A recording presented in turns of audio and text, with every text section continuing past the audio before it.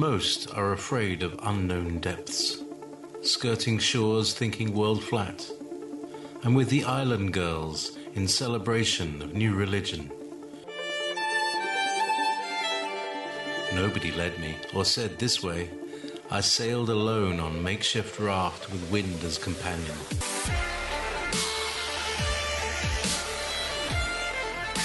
Fate for deliverance, confidence enough to assess new disposition.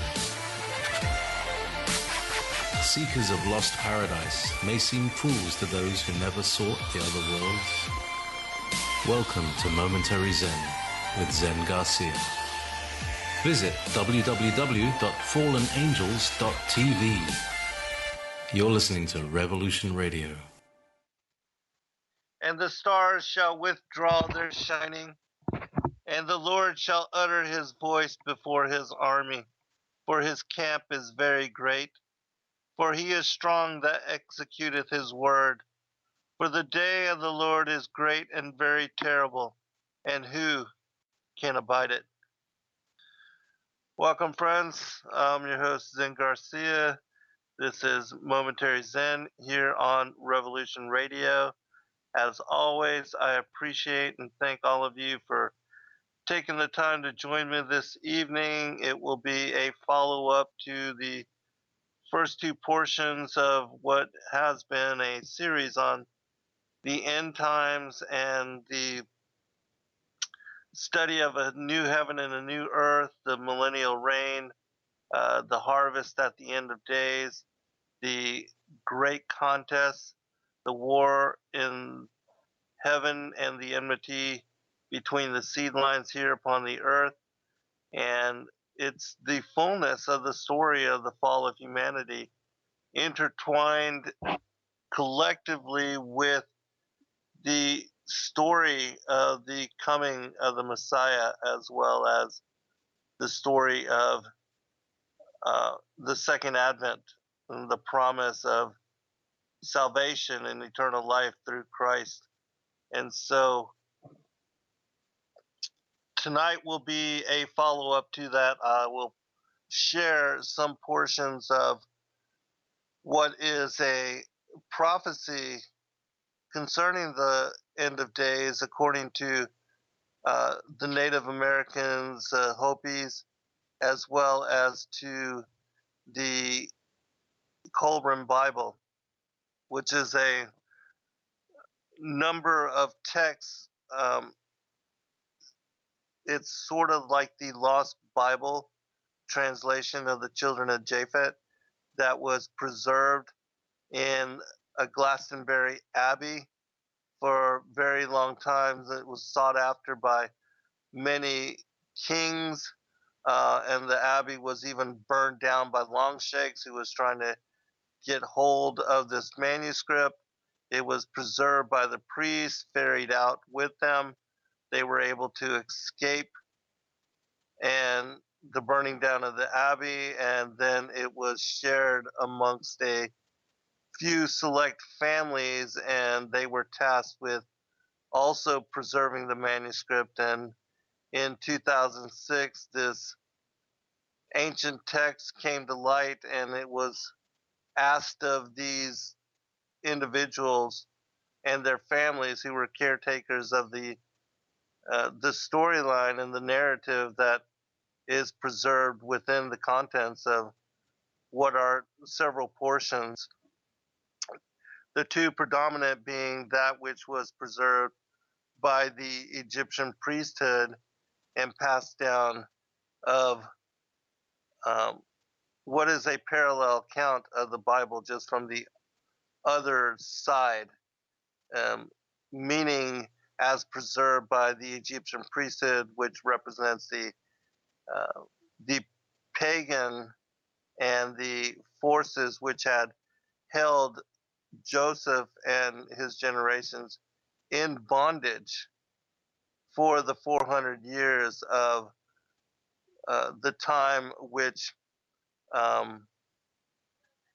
would be when they were enslaved for that duration and for that long period of time until Moses, who would be a foreshadowing of the coming of the Messiah, that he would be sent to them in order to lead them out of that bondage and into what would become their own nation state and kingdom, later a kingdom because they demanded a king, but prior they had the Most High God as their monarch and wanted and demanded a human king like all the other nations. And so, which was part of why they fell away and why they were led into trouble.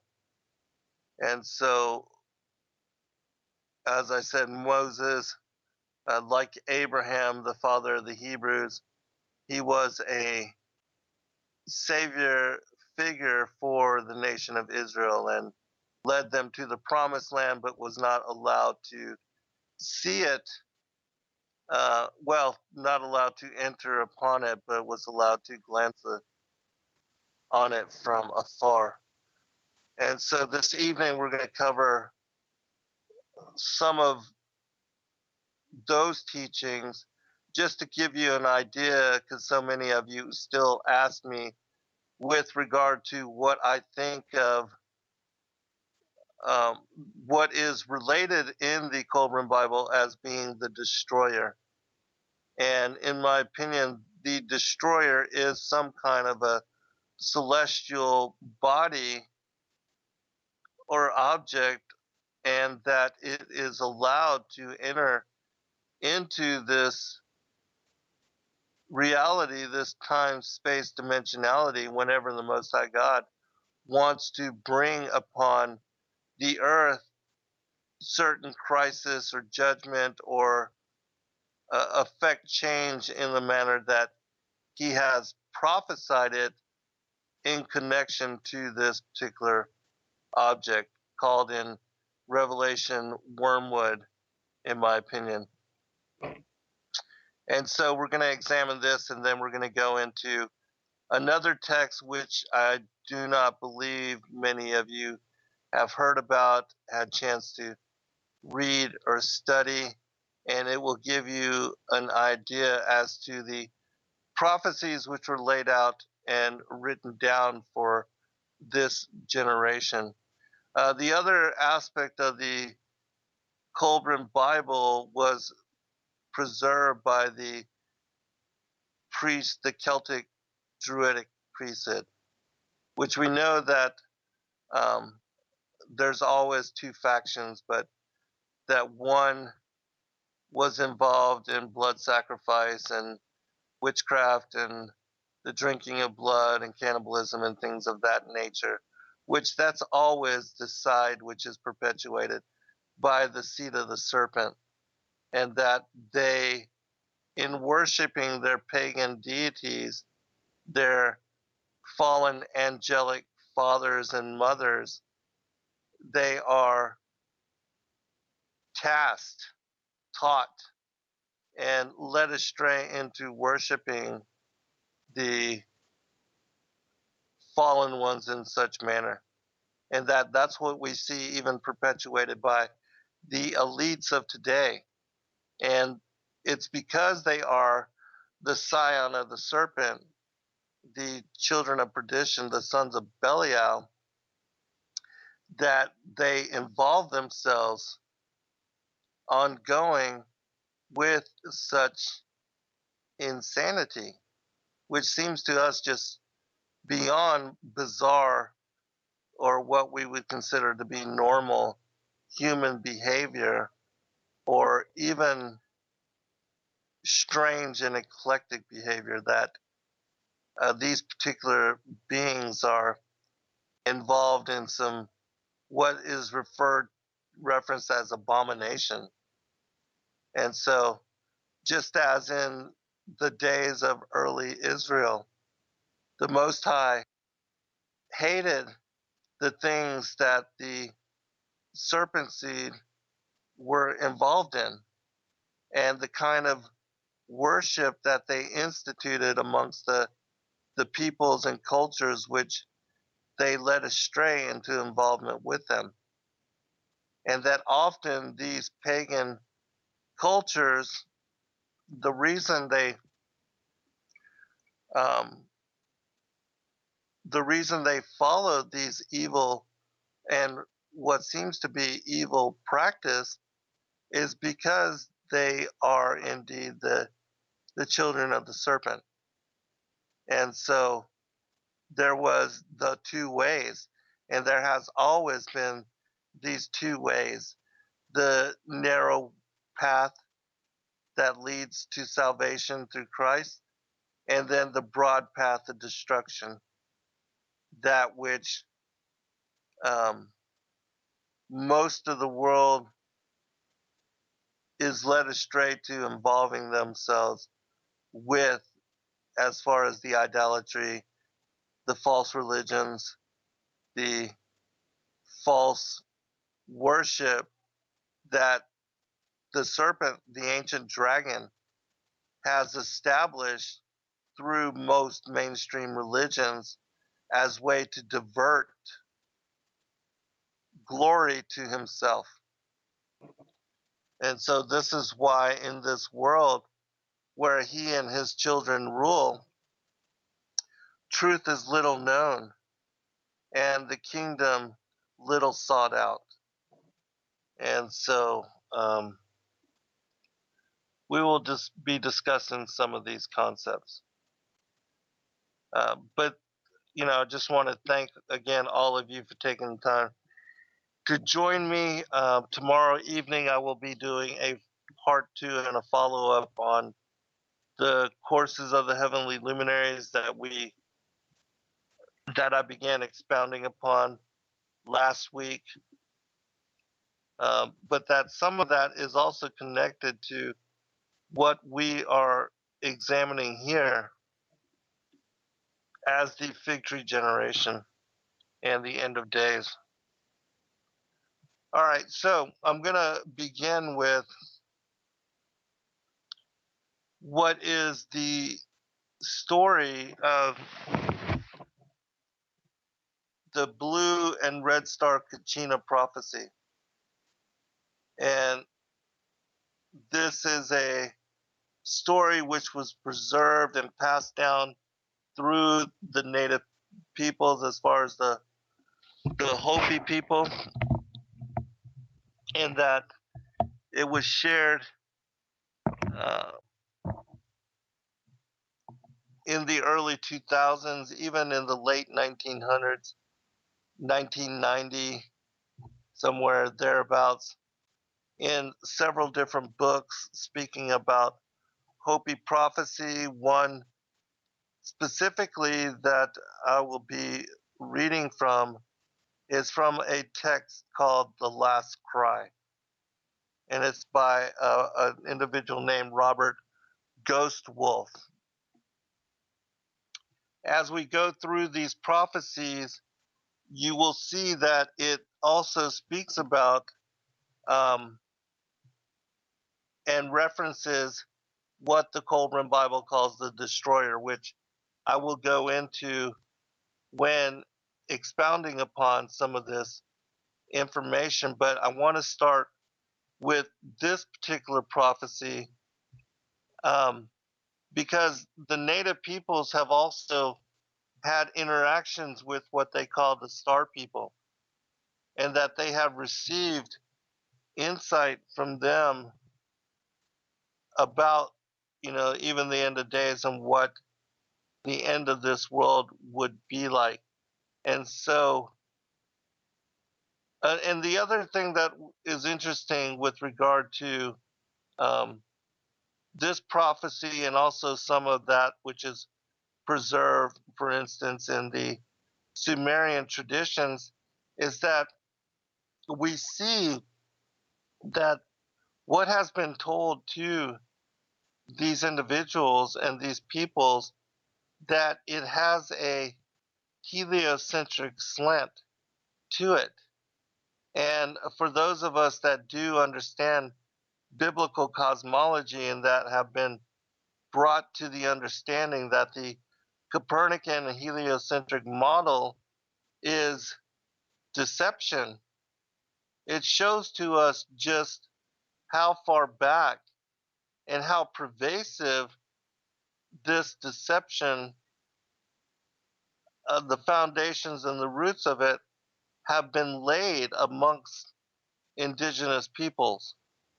And so that's an interesting concept to examine when we consider the, especially for those that believe and that buy into and accept the Sumerian teachings as being authoritative, especially over that of the prophecies contained in the Bible.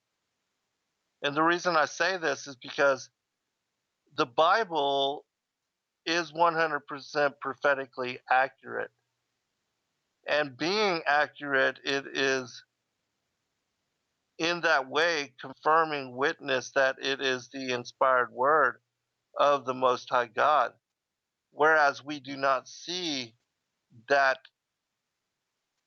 confirmation coming from the the other side of it, the pagan traditions. And so, that's what made me initially a believer in the Bible and the scriptures and the prophecies as passed down through the patriarchs of Adam and his bloodline. So, anyways, as we go through some of this, we'll see how there is connection to the heliocentric model, which again, many of us now know to be deception and propaganda put into place a very long time ago in order, in my opinion, to establish the premise for the coming of the ancient ones and the belief that the ancient aliens are the creators of humanity, which is also affirmed in some of these um, ancient traditions, even though, again, that is part of the strong delusion. And so it says, the story of the blue kachina is a very old story, very old. I have been aware of the story of the blue kachina since I was very young. I was told this story by grandfathers who are now between 80 and 108 years of age. Frank Waters also wrote about Sasquatsohu, the blue star kachina, in the Book of the Hopi. The story came from Grandfather Dan, the oldest of the Hopi. Quote, it was told to me that first the blue kachina would start to be seen at the dances and would make his appearance known to the children in the plaza during the night dance. This event would tell us that at the end times are very near. And then the blue star kachina would physically appear in our heavens, which would mean that we were in the end times. Quote, in the final days we will look up in our heavens and we will witness the return of the two brothers who helped create this world. In the birthing time, Poganghoya is the guardian of our North Pole, and his brother Palagangwahoya is the guardian of the South Pole. In the final days, the blue star Kachina will come to be with his nephews, and they will return the earth to its natural rotation, which is counterclockwise. And so again, the earth does not even move, but it is affirmed, um, that the earth used to rotate in the opposite direction. There's a passage from the Kolbrin Bible which says this, and it speaks about these particular celestial twins, which is interesting. And when I first found this a particular passage, after read the Hopi prophecy, I knew that it was, affirming the same kind of thing. It says, the first sky monster was joined by another which swallowed the tail of the one going before. But the two could not be seen at once. The sky monster reigned and raged above earth, doing battle to possess it. But the many-bladed sword of God cut them in pieces, and their falling bodies enlarged the land and the sea. In this manner the first earth was destroyed by calamity. Descending from out of the skies, the vaults of heaven had opened to bring forth monsters more fearsome than any that ever haunted the uneasy dreams of men. And so here in this particular passage, it's referencing the first destruction of the earth, which is referenced in the Bible as when the earth became without form and void. And so it tells us that these particular heavenly objects had some connection to that particular calamity, and that, but that it will, it will also have a part to play in the end of days, according to the message of Scripture, anyways. The messages will be found written in the living stone through the sacred grains and even the waters. Um, this is speaking about crop circles. From the purifier will issue forth a great red light. All things will change in their manner of being. Every living thing will be offered the opportunity to change from the largest to the smallest. Those who return to the ways given to us in original teachings and live in a natural way of life will not be touched by the coming of the purifier. They will survive and build the new world. Only in the ancient teachings will the ability to understand the messages be found. It is important to understand that these messages will be found upon every living thing, even within our bodies, even within a drop of our blood. All life forms will receive the messages from the twins, those that fly, the plants, even rabbit, the rabbit. The appearance of the twins begins a period of 7 years. It will be our final opportunity to change our ways. Everything we experience is a matter of choice. Many will appear to have lost their souls in these final days. So intense will the nature of the changes be that those who are weak in spiritual awareness will go insane. For we are nothing without spirit. They will disappear, for they are just hollow vessels for anything to use. Life will be so bad in the cities that many will choose to leave this plane, some in whole groups. Only those who return to the values of the old ways will be able to find peace of mind. For in the earth we shall find relief from the madness that will be all around us. It will be a very hard time for women with children, for they will be shunned, and many of the children in these last times will be unnatural, some being from the stars, some from past worlds. Some will even be created by man in an unnatural manner and will be soulless. Many of people in this time will be empty in spirit. They will have no life force in their eyes. As we get close to the time of arrival, the purifier of the Purifier, there will be those who walk as ghosts through the cities, through canyons they will have constructed in their man made mountains. Those that walk through these places will be very heavy in their walk. It will appear almost painful as they take each step, for they will be disconnected from their spirit and the earth. After the arrival of the twins, they will begin to vanish before your eyes like muck and smoke. Others will have great deformities both in the mind and upon their bodies. There will be those who would walk in the body that are not from this reality. For many of the gateways that once protected us will be opened, and there will be much confusion. Confusion between sexes, children, and their elders.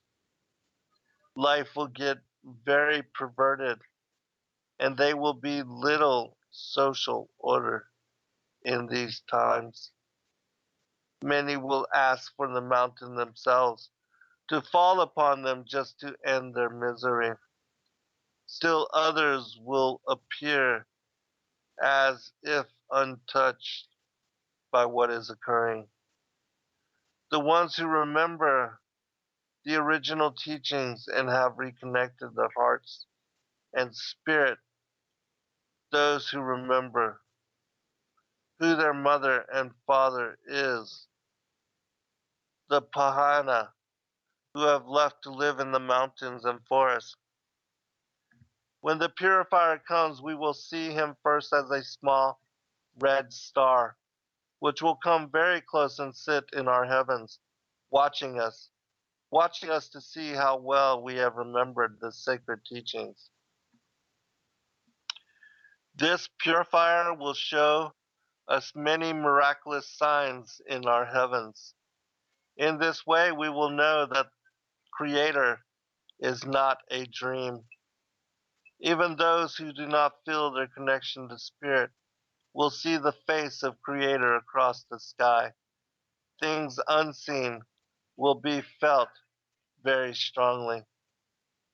Many things will begin to occur that will not make sense, for reality will be shifting back in and out of the dream state. There will be many doorways to the lower world that will open at this time. Things long forgotten will come back to remind of our past creations. All living things will want to be present for this day when time ends. We will enter forever the cycle of the fifth world. We will receive many warnings allowing us to change our ways from below the earth as well as above. And then one morning, in a moment, we will all awaken to a red dawn. The sky will be the color of blood. Many things will then begin to happen that right now we are not sure of their exact nature, for much of reality will not be as it is now. There will be many strange beasts upon the earth in those days, some from the past and some that we have never seen. The nature of mankind will appear strange in these times. We walk between worlds and we will house many spirits, even within our own bodies. After a time, we will again walk with our brothers from the stars and rebuild this earth, but not until the Purifier has left his mark upon the universe. Nothing living will go untouched here or in the heavens. The way through this time, it is said, to be found in our hearts and reuniting with our spiritual self, getting simple and returning to living with and upon the earth and in harmony with her creatures, remembering that we are the caretakers the first keepers of the Spirit, our relatives from the stars, are coming home to see how well we have fared in our journey. A few things that I want to highlight here. First, that we see that, you know, a lot of people will believe that it's referencing the ancient aliens that's coming to help us to bring in a harmonious age. But I tend to believe that to be what will be the spiritual forces which accompany Yeshua, because the ancient aliens are linked to the Antichrist, and the Antichrist will, even though he promises to bring peace and harmony, will bring suffering and great havoc and chaos. And so it's part of the deception that the space brothers or these star beings, that they are benevolent, first off, when they demand blood sacrifice, or that they are the overseers or the benefactors of humanity, when the Bible shows us and reveals to us that they are not. And then there's also portions which speak about, the mountains coming down upon that the elites will want and ask for the mountains to come and upon them and hide them from the wrath of the Lamb. That this is also connected to and part of prophecy. And so we will see these kind of things also unfolding. But again, as far as whether it's Nibiru or the Destroyer or whatever, wormwood, this celestial body, this particular heavenly object, I do believe that there is some component and some kind of connection with wormwood and what is some type of heavenly object. But that this planet, if you want to call it that, is not Earth-like. There's no Earth-like bodies out there. The Earth is not a planet or a star or a luminary. It is the foundation for the heavens and the circle upon which the firmament has been established as impenetrable structure. And that this structure was put into place to imprison, I believe, the fallen ones, the rebel angels, and to keep them locked here for the judgment that is coming. But I will share with you some of what it speaks about in the Kolbrin Bible with regard to this particular object called the Destroyer. And as I said, because with the Sumerian cosmology, they affirm that this body has an orbital path of 3,600 years, and that it enters into our solar system once every, this particular period of time, every 3,600 years, that this particular object will enter into our solar system, and that it comes where the asteroid belt is said to be. Because according to the premise of the early formation of the so-called solar system, that that one of the moons of Nibiru smashed the planet that used to be where the asteroid belt is, and that this planet became the Earth, and that it was during that time that the Earth captured what is now our moon, or considered to be our moon.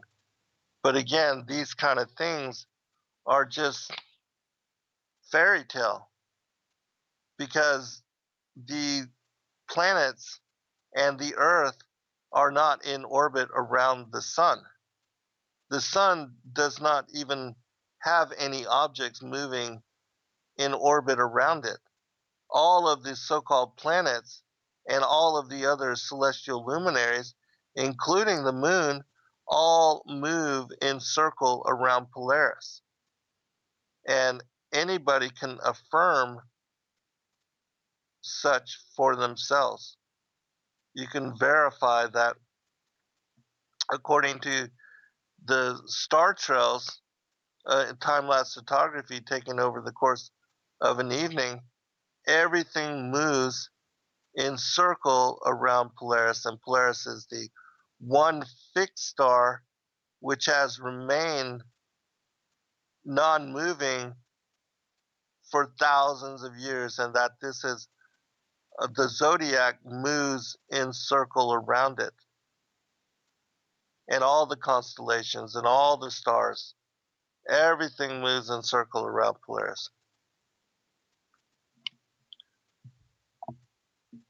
And so once you are aware of that, and you see, like, for instance, the phenomena of the midnight sun, when the sun is closest to the North Pole and in the high Arctic, above the high Arctic, you can see it circling from east to west and north to east in revolution for many days at a time.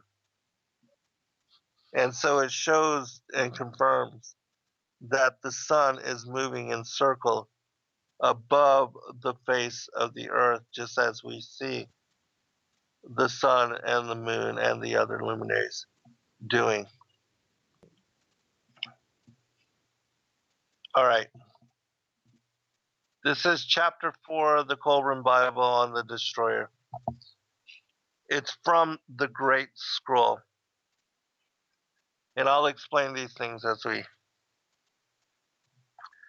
go onward, but it is declared in the Kolbrin Bible that this object has connection to not only the destruction of the first world age, where the earth became without form and void, but also to the floods and to the destruction which was rendered in judgment against Atlantis.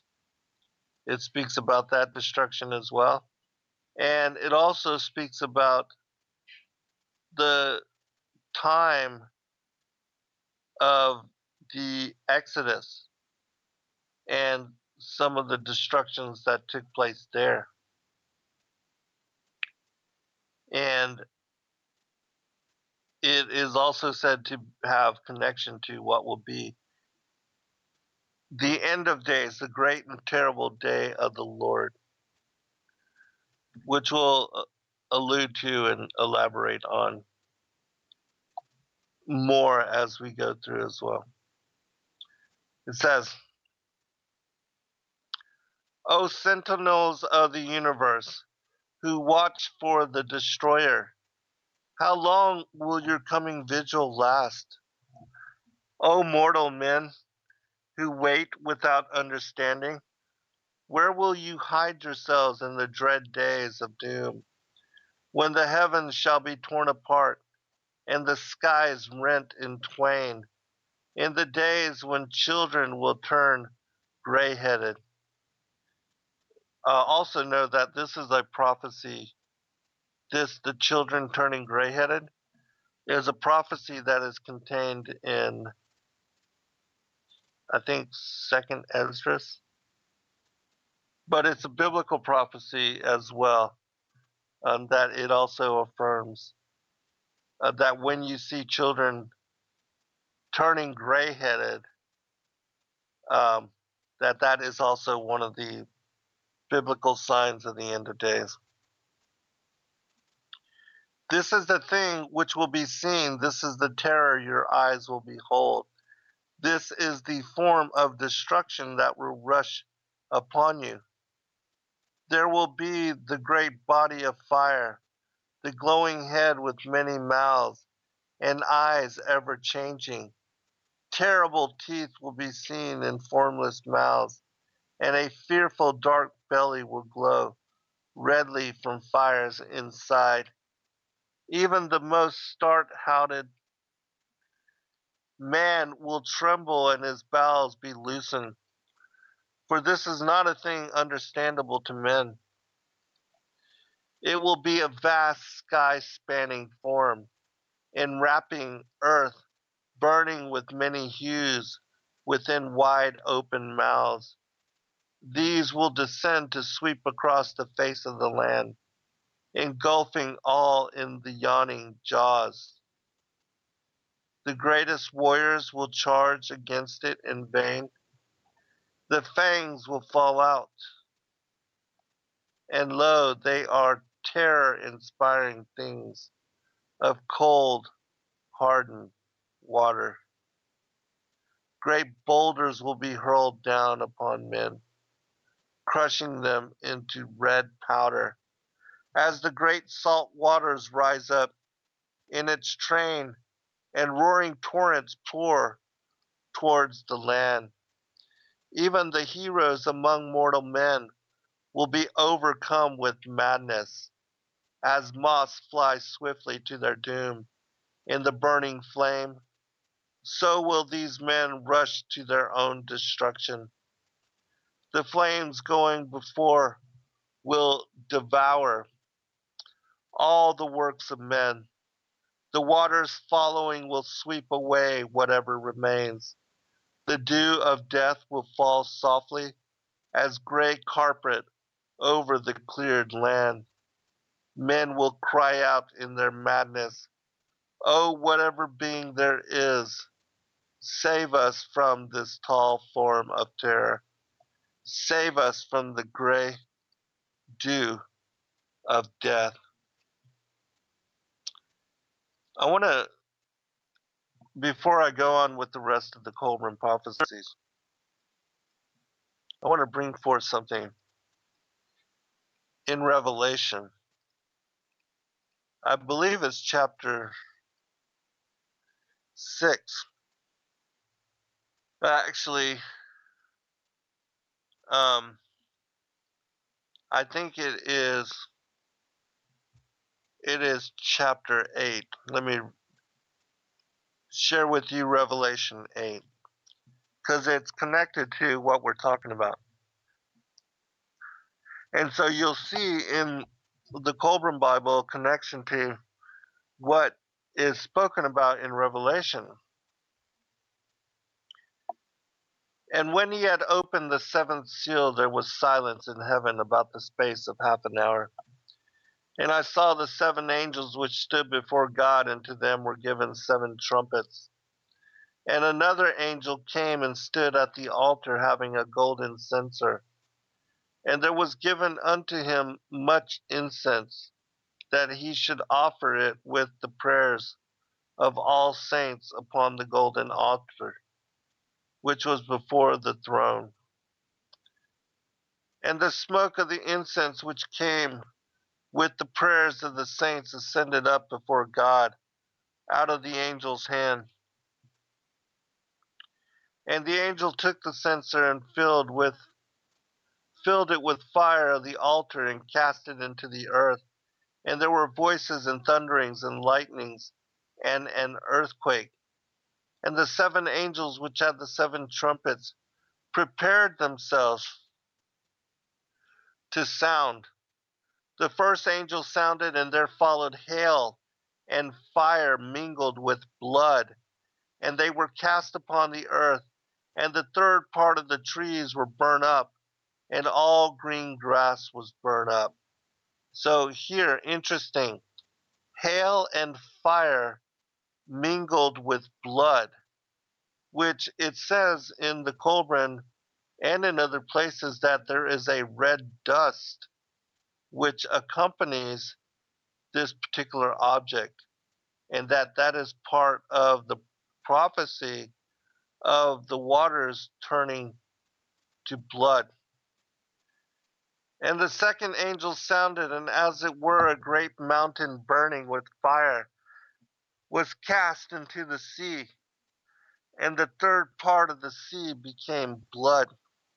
Same thing here. We have this great burning mountain cast into the sea, and you know, previously a third part of all the trees and all the green grass were burned up.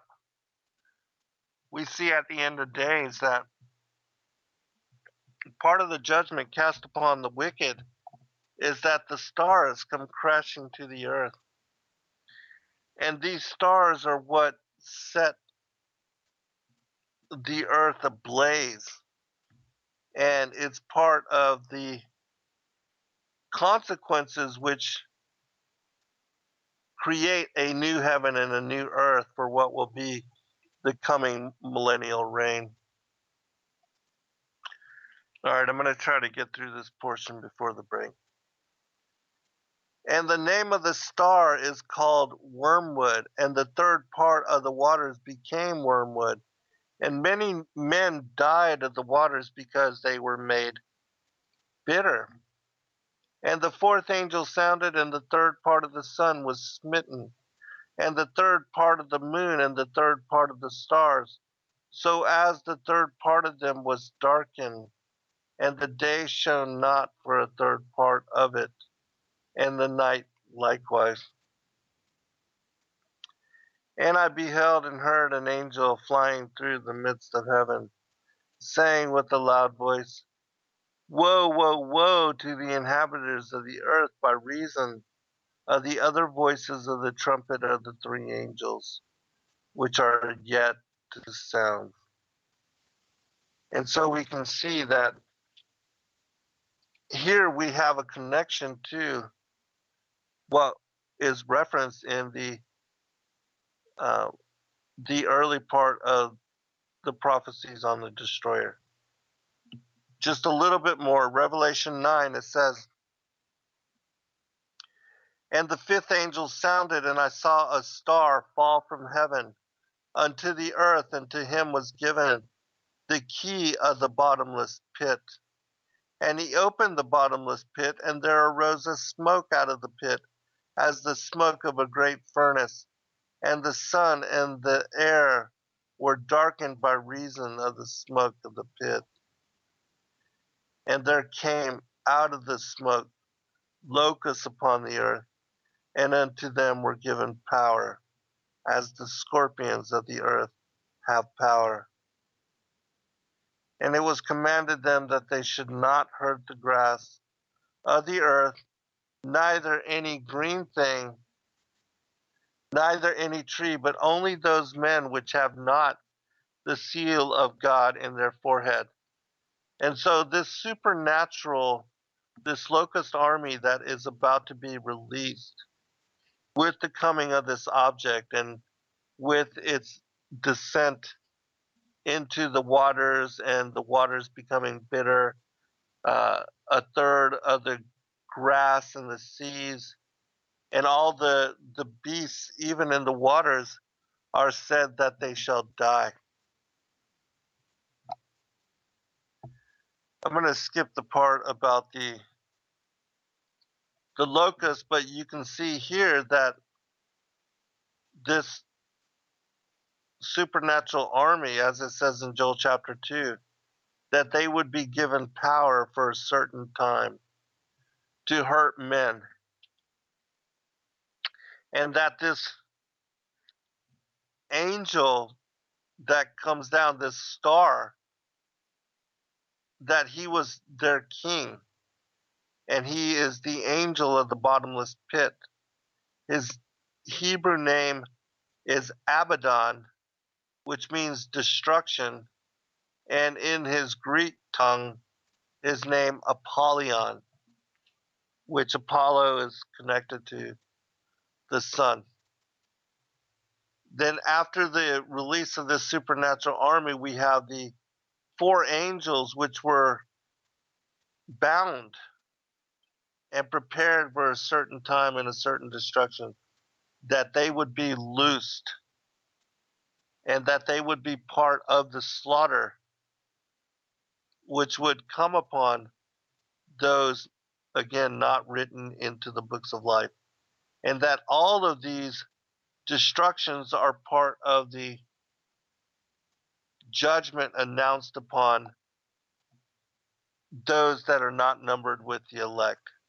And it says, by these 3 was the third part of men killed, by the fire, by the smoke, and by the brimstone, which issued out of their mouths. For their power is in their mouth and in their tails, and for their tails were like unto serpents in their heads, and with them they do hurt. And the rest of the men which were not killed by these plagues, yet repented not of the works of their hands, that they should not worship devils and idols of gold and silver and brass and stone and of wood, which neither can see nor hear nor walk, neither repented they of their murders, nor of their sorceries, nor of their fornication, nor of their thefts. And you see what kind of people these are. They're exactly involved in what the seed of Cain is involved in. All right, we'll be right back for second hour.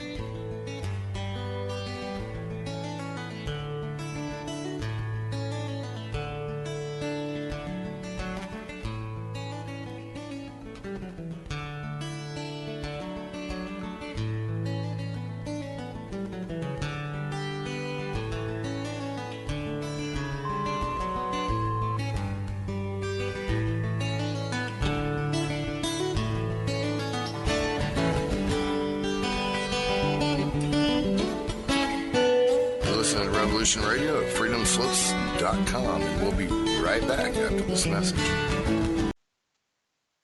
All right, welcome back, everybody, for second hour. I'm your host, Zen Garcia. This is Momentary Zen here on Revolution Radio at freedomslips.com. And I do want to just let everybody know you can support the Platform for Truth that so many different hosts are utilizing on both Studios A and Studio B just by going to the freedomslips.com website and clicking on the donate button. That even for the price of going out one time and eating at a fast food restaurant, you can gain access to all the archives of all the different hosts and download their shows in MP3 form and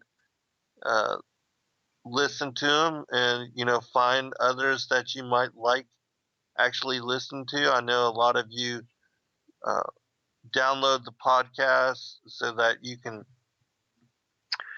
hear the different broadcasts as you travel back into and working or jogging or whatever.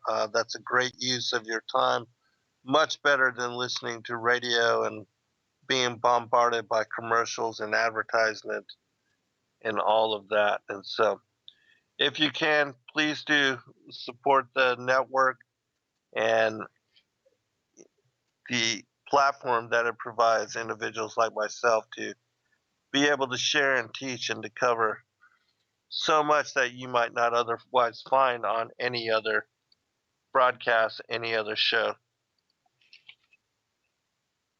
And so thank you in advance for doing so. All right, let me go back to chapter 5 of the Kolbrin Bible. This is the Scroll of Adepa. And this is part 3, and it is also specific to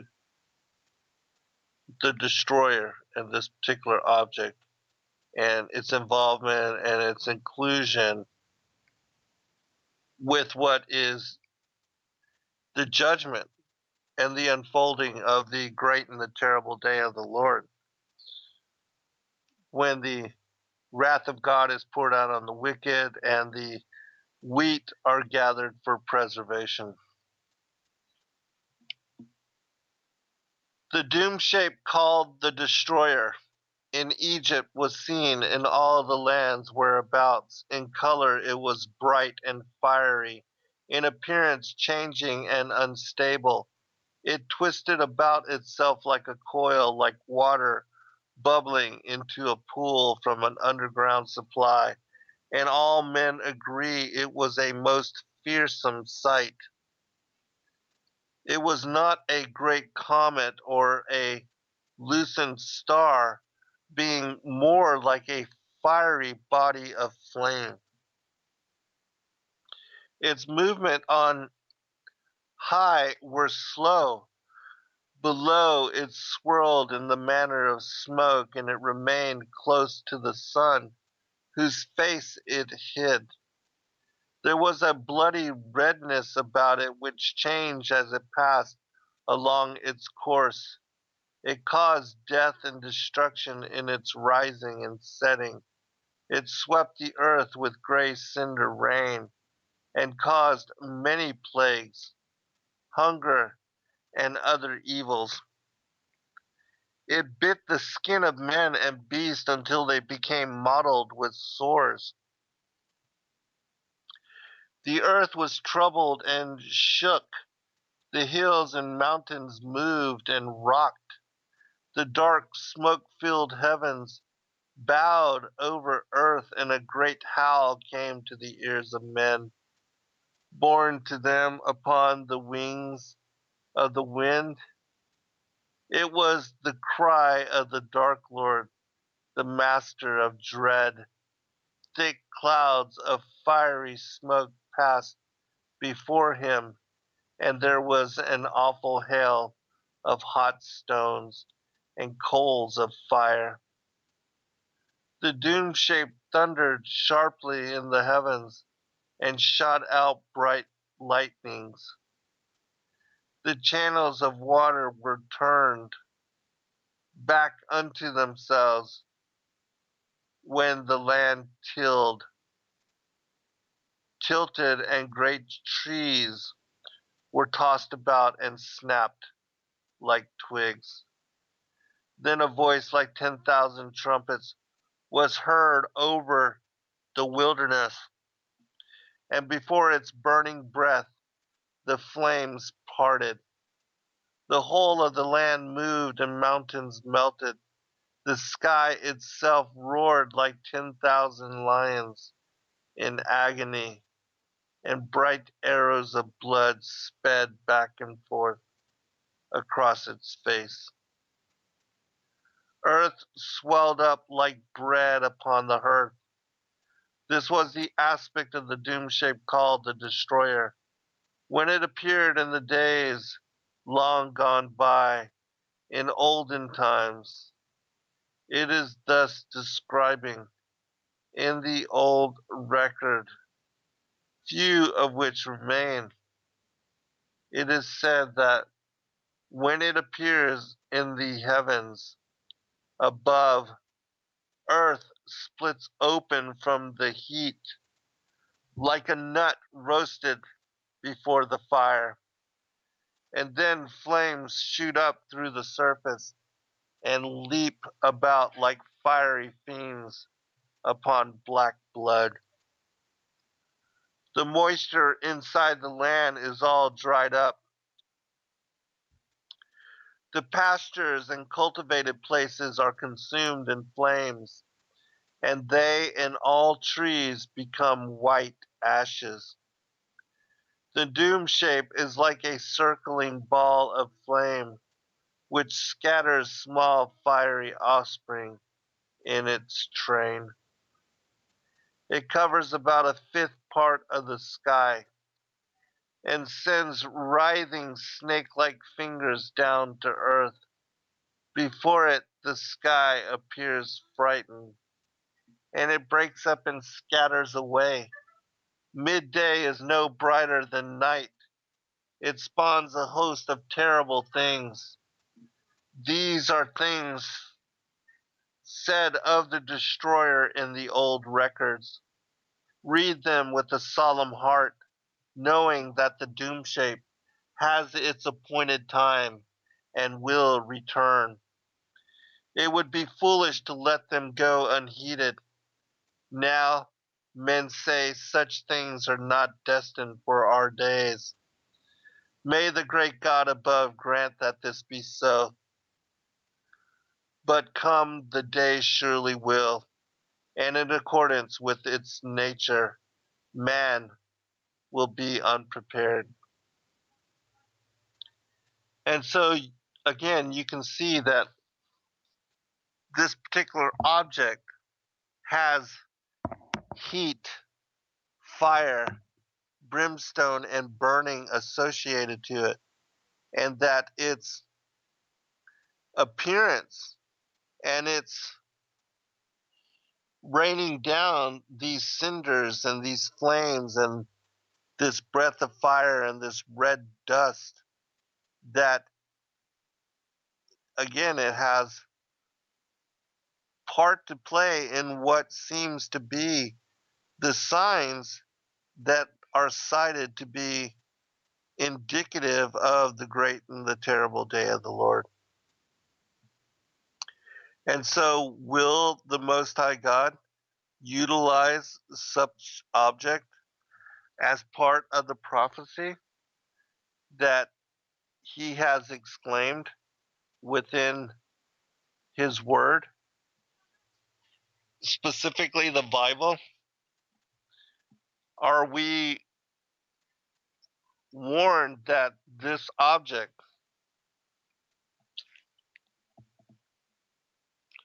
has some kind of connection to what is described as the mountain burning of fire that is tossed into the sea? Wormwood, that object which burns up a third of the green grass and destroys a third of the trees, a third of the ships of the oceans are destroyed. I don't even know if I read that particular part of the scriptures. But these things are spoken of in great detail. And it says that there will be signs in the sun, the moon, the stars, upon the sea and upon the earth. And I also think that, where it says, and what we covered in the first show of this particular series, when I read from the Apocalypse of Thomas, where it spoke about how the heavens fled away from the face of him that cometh that bring destruction, and that these heavens rolled up like a scroll, and that the firmament was split asunder in order that heaven and the angels and the celestial hosts which accompany the return, the second advent of Christ, that they all have part to play in the heavens being split asunder. And so when you read more and more and more, and you study more and more about the end of days and about these things as is declared within Scripture, they absolutely come together in a manner that, when studied in parallel, as we have provided it, in the third book of the Great Commission series, that particular trilogy on the end time apocalypses, we have all of these incredible stories which relate about the coming end times, what they will be like, how they will unfold, the particulars of those prophecies which have been written for our generation. And that Christ says, when you see the blooming of the fig tree, know that this is the generation which will see the fulfillment of all these things.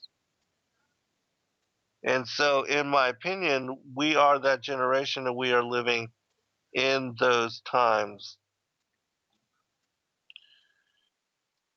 It says, but in the days of the voice of the seventh angel, when he shall begin to sound, the mystery of God should be finished, as he hath declared to his servants the prophets.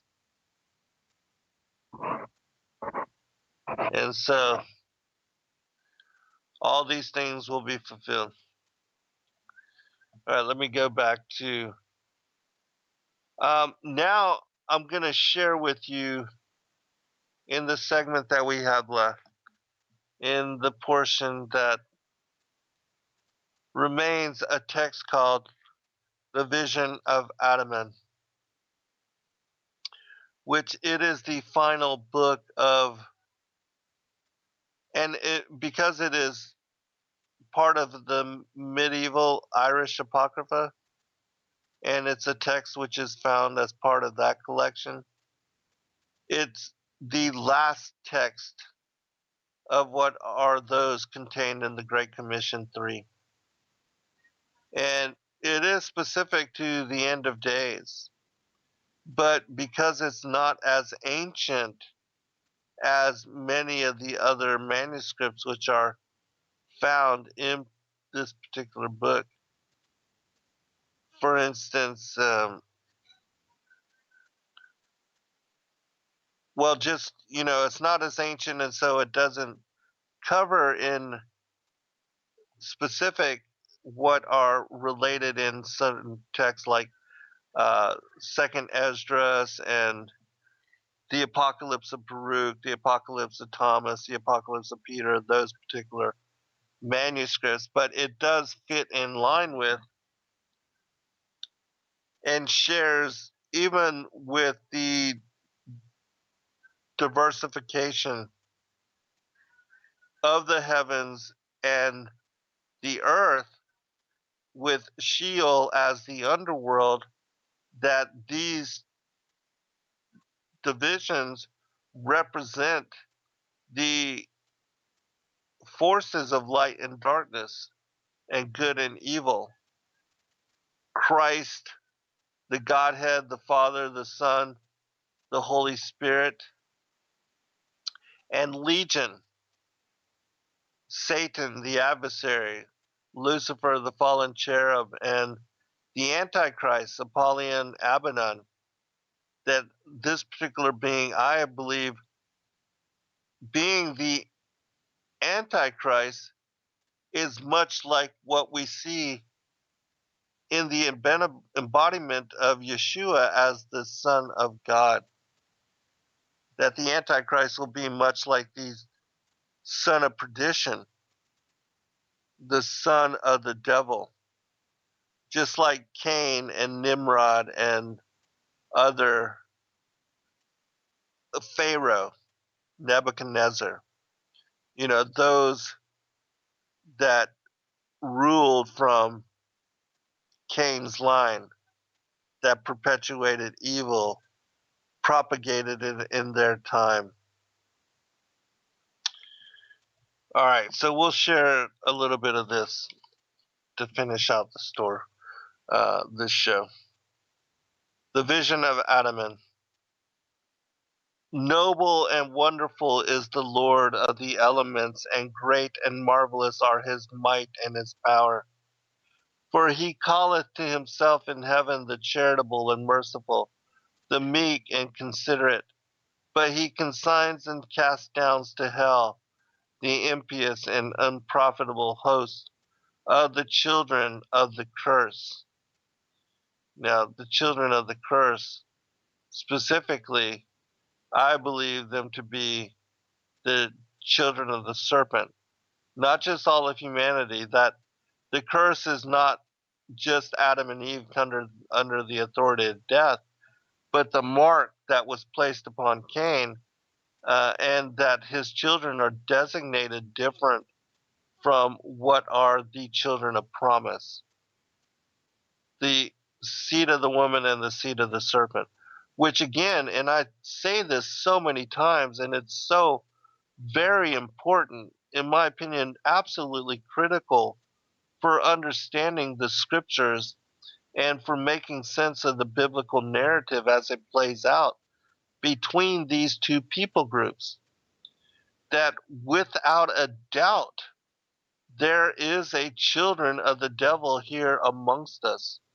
And that if people don't recognize that, don't acknowledge that, you're really never going to make sense of the organized nature of evil as a crime syndicate, as a mafioso, as terrorist element living here on the earth with us, and that they are our cousins, our brothers, and our sisters, but they are wholly disposed to a different type of nature and behavior and way of being. That they are inherently evil. And that's the thing we don't understand.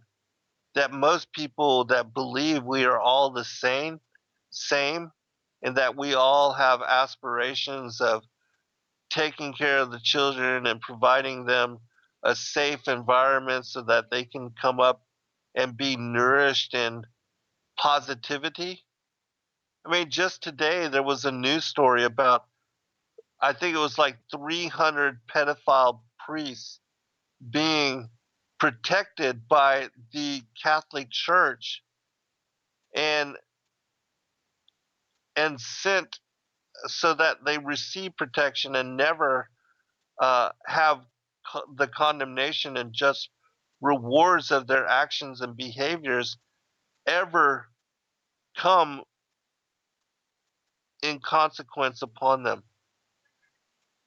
And can you imagine for the young children that were harmed by these particular people, to what degree the hurt and the trust has been destroyed? And it's because of these individuals that these innocent children would lose their hope and their faith in the Most High God and would blame Him for the behaviors and the wrong that were inflicted upon them through the authority of the church. And then speaking up and trying to have something done about it, they are protected. And the children shunned, and their parents and families and communities shunned in order to protect these parasites, these destroyers of innocence. And so we wonder why there's a hell. God tells us that it is for the murderers, the magicians, the whoremongers, the people involved in abomination in manner that we just cannot understand and that we can't accept, because most people, again, don't understand in teaching or embrace it, that there is a physical progeny of the devil here upon the earth, waging war against us, decimating the innocents, the slaughter of children even, and that they would sell out even their own family members for power, money, control, wealth. And they do daily. All right. For upon the blessed he bestows the hidden treasures and the manifold wages of heaven, while he inflicts a diversity of torments in many kinds upon the sons of death. Now there are multitudes of the saints and righteous ones, of the Lord of creation, and of the apostles and disciples of Jesus Christ, unto whom have been revealed the secrets and the mysteries of the heavenly kingdom, and the golden wages of the righteous, likewise the diverse pains of hell, with them that are set in the midst thereof. For unto the apostle Peter was shown the four-cornered vessel, let down from heaven with four cords to it, and they with sound as sweet as any music. Also the apostle Paul was caught up to heaven, and heard the ineffable words of the angels and the speech of them that dwell in heaven. Moreover, on the day of Mary's death, all the apostles were brought to look upon the pains and the miserable punishments of the unblessed. For the Lord commanded the angels of the west to open up the earth before the face of the apostles, that they might see and consider hell with all its torments, even as himself had told them long time before his passion. Finally, to Adaman Athin, the high scholar of the Western world, were revealed the things which are here recorded. For his soul departed from out of his body on the feast of John the Baptist, and was conveyed to the celestial realm where the heavenly angels are, and to hell with its rabble rout.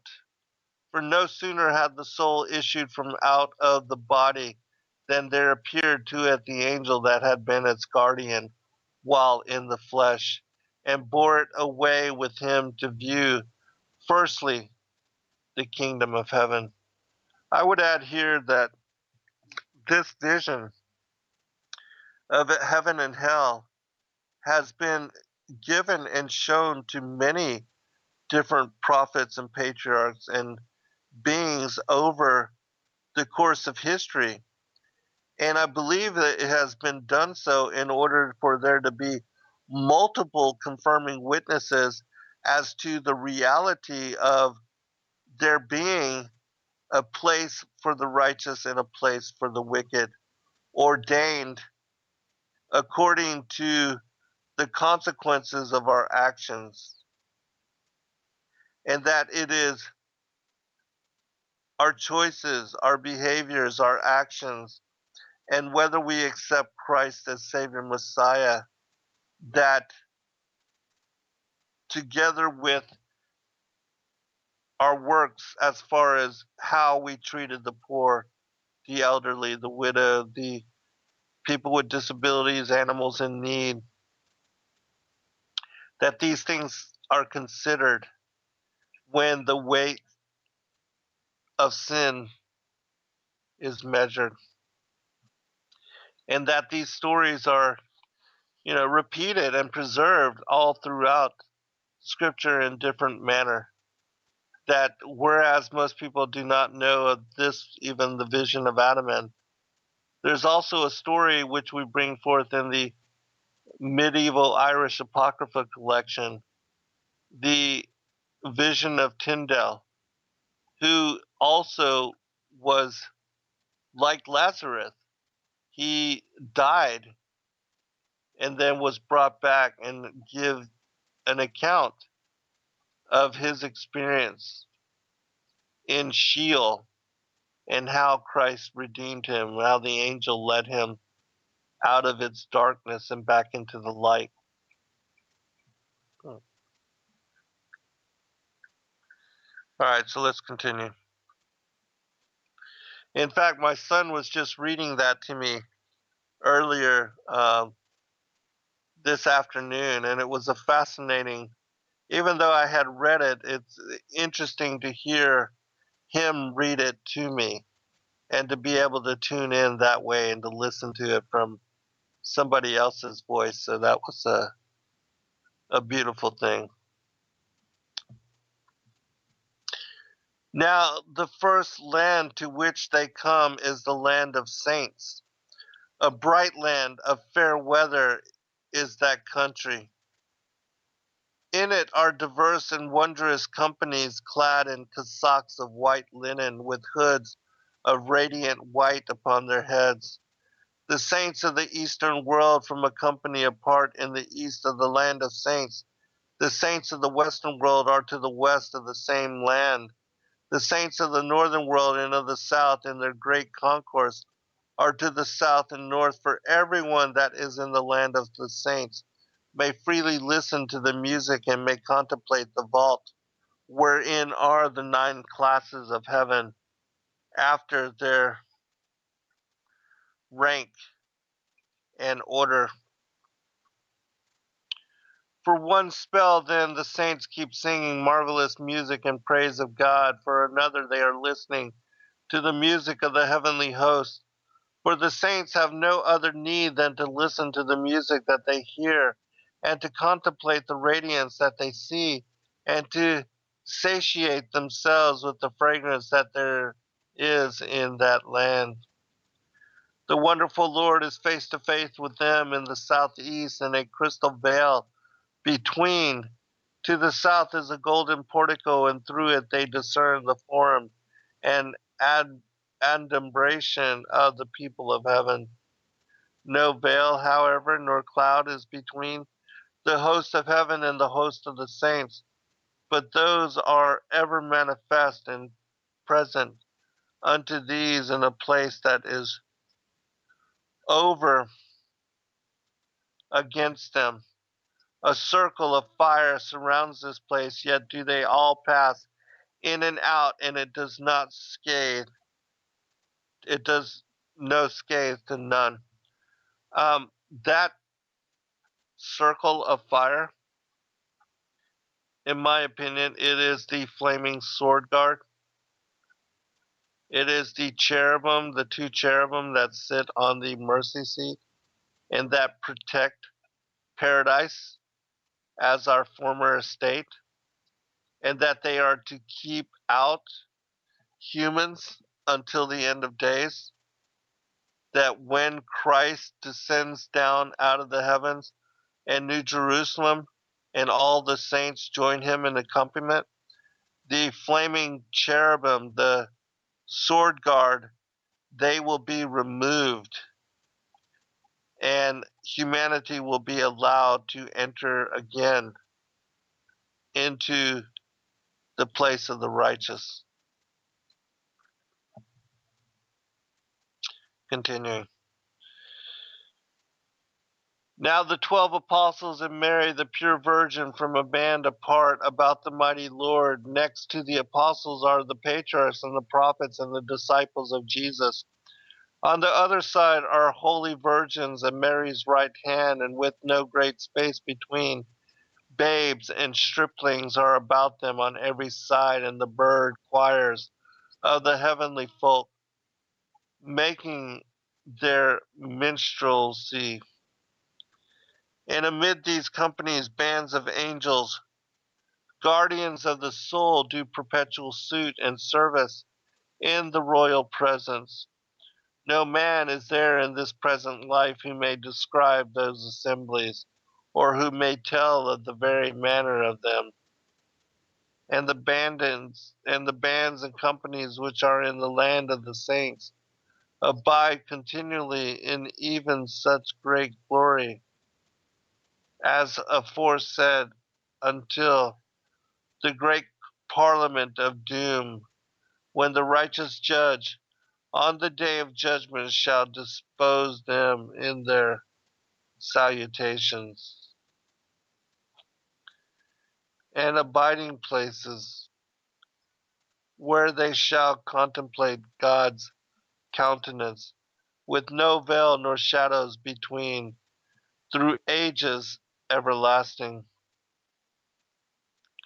But great and vast are the splendor and the radiance in the land of the saints, even as hath been said, more vast 1,000 times the splendor which is in the region of the heavenly host, about the Lord's own throne. This throne is fashioned like unto a canopied chair, and between it are 4 columns like unto a cantaloupe, like unto a canopied chair, and beneath it are 4 columns of precious stone. Though one should have no minstrelsy at all save the harmonious music of those 4 columns, yet would he have his fill of melody and delight. 3 stately birds are perched upon that chair in front of the king, their minds intent upon the Creator throughout all ages, for that is their vocation. They celebrate the 8 canonical hours, praising and adoring the Lord, and the archangels accompany them. For the birds and the archangels lead the music, and then the heavenly hosts, with the saints and virgins, make response. Over the head of the glorious one that sitteth upon the royal throne is a great arch, like unto a wrought helmet or a royal diadem, and the eye which should behold it would forthwith melt away. The 3 circles are round about it, forthwith melt away. 3 circles are round about it, separating it from the host, and by no explanation may the nature of them be known. 6,000 thousands in guise of horses and of birds surround the fiery chair, which still burns on without end or term. Now to describe the mighty Lord that is upon that throne is not for any unless himself should do so, or should so direct the heavenly dignitaries. For none could tell of his vehemence and might, his glow and splendor, his brightness and loveliness, his liberality and steadfastness, nor of the multitude of his angels and archangels which chant their songs to him. His messengers keep going to and from him ever and anon with brief messages to each assemblage, telling to the one host of his mildness and mercy, and to the other of his sternness and harshness. Whoso should stand facing about him east, west, south, and north would behold on each side of him a majestic countenance, 7 times as radiant as the sun. No human form thereto with head or foot may be discerned, but a fiery mass burning on forever, while one and all are filled with awe and trembling before him. Heaven and earth are filled full with the filled full with the light of him, and a radiance as of a royal star encircles him. 3,000 different songs are chanted by each several choir about him, and sweeter than all the varied music of the world is each individual song of them. Furthermore, in this wise is the fashion of that city wherein the throne is set.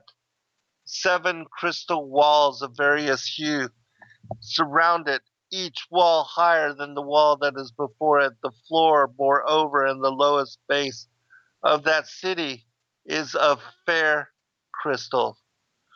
Is that not interesting? Because it's exactly what John says of the throne that it sits upon a sea of glass like unto crystal. That Ezekiel, he describes the the throne sitting upon a sapphire stone, or what seems to be a paved work of sapphire, and that it is also a sea of glass like unto crystal. So, very interesting, because the allusions all throughout Scripture are the same. That the floor, the base of that city, is of fair crystal, and that's the top of the vaulted dome of the earth, and is made of this impenetrable, um, crystalline quartz-like um, crystal. It's a crystalline structure. Is of fair crystal with the sun's countenance upon it, shot with blue and purple and green and every hue beside. And so, it says here the sun's countenance is upon it. It's because the sun is circling beneath it and is contained within what is called the firmament. And the firmament is the floor for the heavenly temple, and the throne room that is this sea of glass like unto crystal stretched out before it. And so, it completely makes sense once you understand that God sits upon the circle of the earth, that he watches from where Polaris is established. And that's why all the celestial hosts move in circle around him. They are all in worship, that the angelic choir, the celestial hosts, all the stars, the wandering stars, the planets, all the celestial hosts, all the luminaries, they all are singing perpetually to him and bowing to his majesty as the center of creation. God says, in the scriptures, it says that God, if he were to turn his face from his creation, that everything would die, disintegrate. All right, continuing. A gentle folk, most mild, most kindly, lacking in no good quality, are they that dwell within that city. For none come there, and none abide there ever, save holy youths and pilgrims zealous for God. But as for their array and ordinance, hard is it to understand how it is contrived. For none turns back nor side to other, but the unspeakable power of God has set and keeps them face to face in ranks, and lofty coronals all round the throne, circling it in brightness and bliss, their faces all towards God. There is a chancel rail of silver between each two choirs, cunningly wrought upon with red gold and silver, and choice rows of precious stones variegated with diverse gems. And against that lattice are seats and canopies of carbuncle. Between every two chief companies are three precious stones, softly vocal with sweet melody, and the upper halves of them are lightened lamps. 7,000 angels, as it were, great candles, shine and illuminate that city round about. 7,000 others in the midst thereof are aflame forever throughout the royal city. The men of all the world, if gathered into one place, many as they are, would derive sustenance enough from the sweet savor of any one of those candles.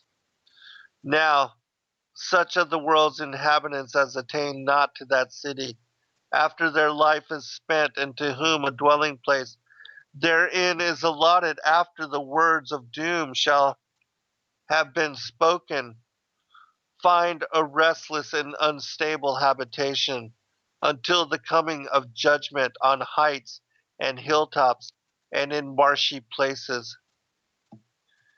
Even so fare those hordes and companies with the guardian angel of every soul in their midst, serving and tending them.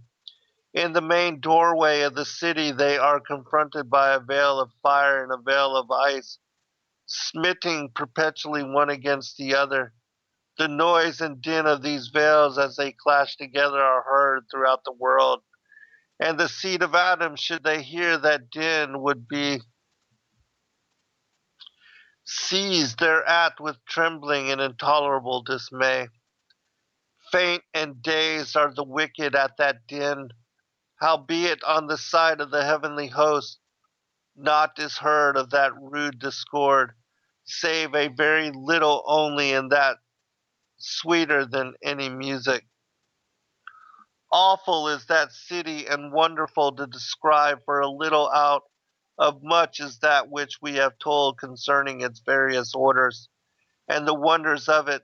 Seldom indeed may a spirit, after its converse and cohabitation with the body in slumber and repose, in freedom and luxury, win its way to the throne of the Creator, unguided of the angels, for hard of essay are the seven heavens, nor is any one of them easier than the rest. 6 guarded doors confront all those of mortal races who reach the kingdom. There sits a porter and a warder of the heavenly host, keeping guard over each door.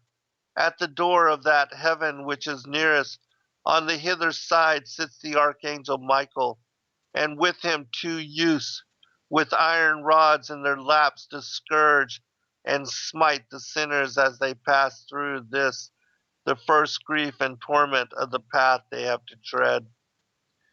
At the door of the next heaven, the archangel Ariel is warder, and with him 2 youths with fiery scourges in their hands, wherewith they scourge the wicked. Across the face and eyes a river of fired surface, an ever burning flame lies before that door. Abercetus is the angel's name who keeps watch over that river, and purges the souls of the righteous and washes them in the stream, according to the amount of guilt that cleaves to them, until they become pure and as shining as is the radiance of the stars. Hard by is a pleasant spring, flowery and fragrant, to cleanse and solace the souls of the righteous, though it annoys and scalds the souls of the guilty, and does away not from them, but it is increase of pain and torment that comes upon them there. Sinners arise from out of it in grief and immeasurable sadness, but the righteous proceed with joy and great delight to the door of the third heaven. Above this, a fiery furnace keeps burning, its flame reaching a height of 12,000 cubits. Through it the righteous pass in the twinkling of an eye, but the souls of sinners are baked and scourged therein for 12 years, and then their guardian angel conveys them to the fourth door.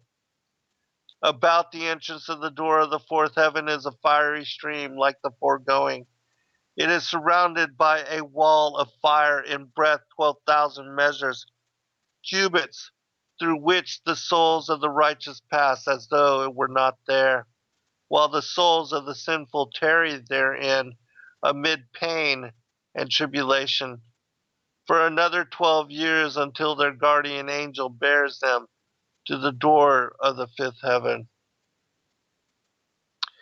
In that place is a fiery river which is unlike all other rivers, for in the midst of it is a strange kind of whirlpool, wherein the souls of the wicked keep turning round and round, and there they abide for the space of 16 years. The righteous, however, win through it straight way, without any hindrance. So soon as the due time cometh for the sinners to be released thereout, the angel strikes the waters with a rod, hard as though it were of stone, and uplift the spirits with the end of that rod, and then Michael them up to the door of the sixth heaven. But no pain, no torment is meted out to the spirits at that door, but there they are illumined with the luster and the brilliancy of precious stones. And then Michael cometh to the angel of the Trinity, and one on either side they usher the soul into the presence of God. Infinite and beyond all telling is the welcome wherewith the Lord and the heavenly host then receive the soul, if he be a pure and righteous soul. If, however, he be an unrighteous and unprofitable soul, harsh and ungentle is the reception of him by the mighty Lord. For he saith to the heavenly angels, Take, O heavenly angels, this unprofitable soul, and deliver him into the hand of Lucifer, that he may plunge him and utterly extinguish him in hell's profound, through ages everlasting.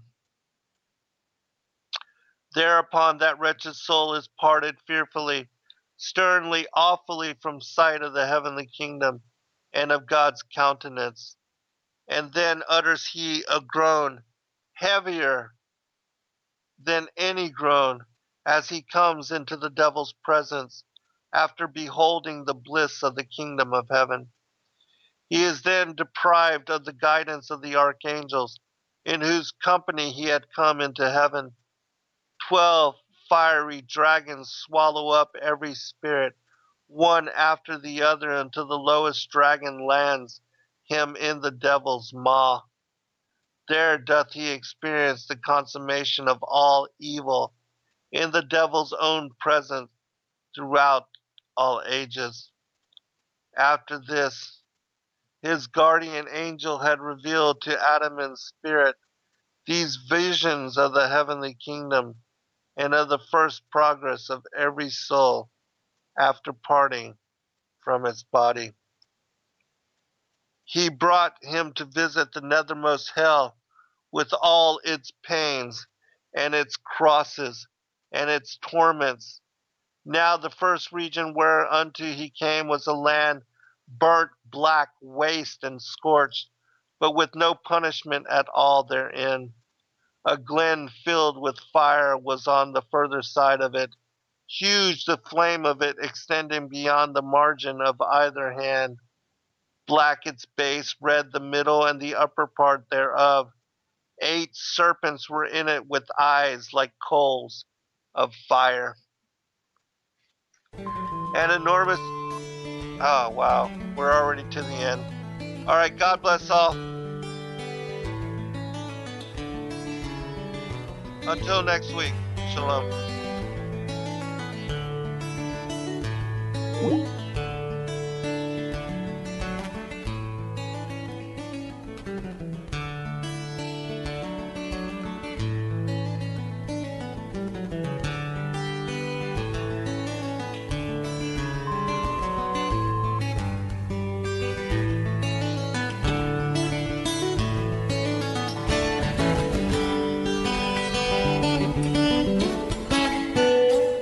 Revolution Radio at freedomslips.com, and we'll be right back after this message.